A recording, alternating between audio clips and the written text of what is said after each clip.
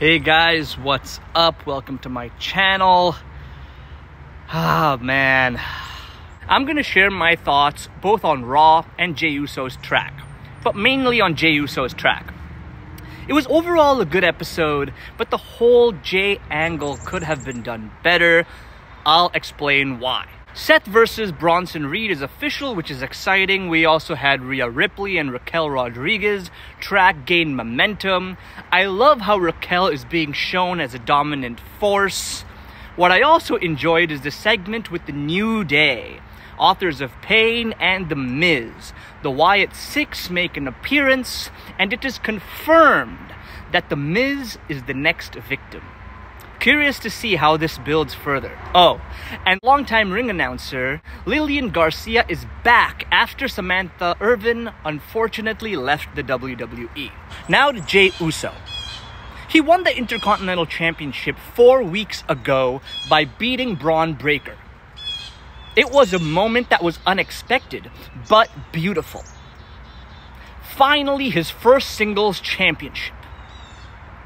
But him losing it now means that it was all for the purpose of pushing him into the Bloodline storyline.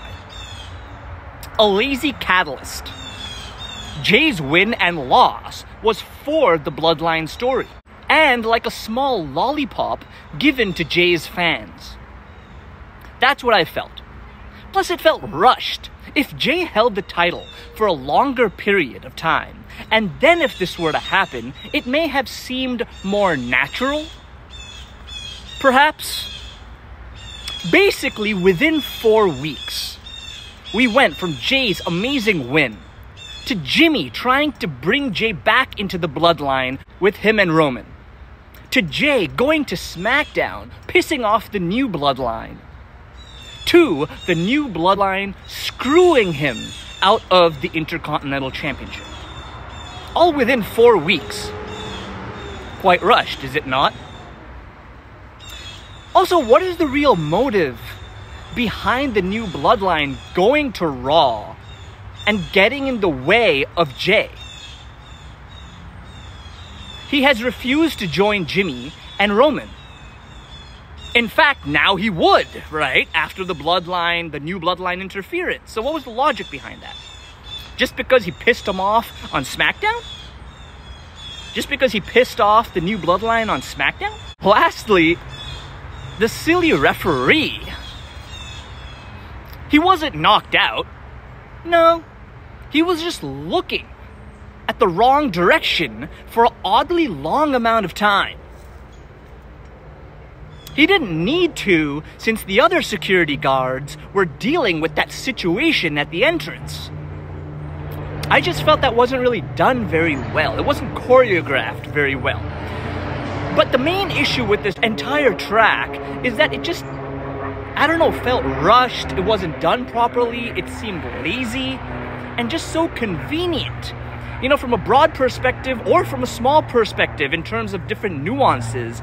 Like the referee who didn't have a good reason to look the other way and to not see the interference that took place.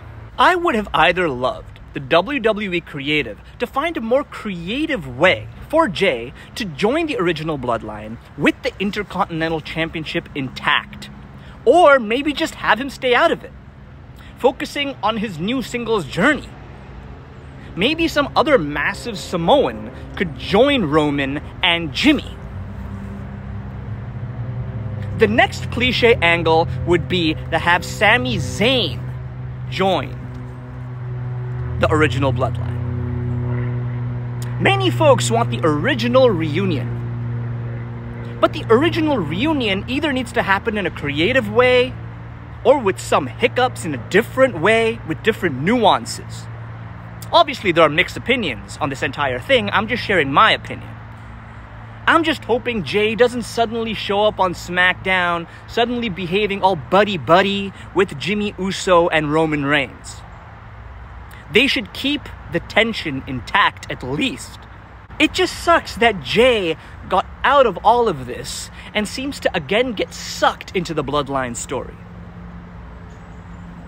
Like I said, if anything, he could have still been the Intercontinental Champion so that he at least goes back in a better way than before.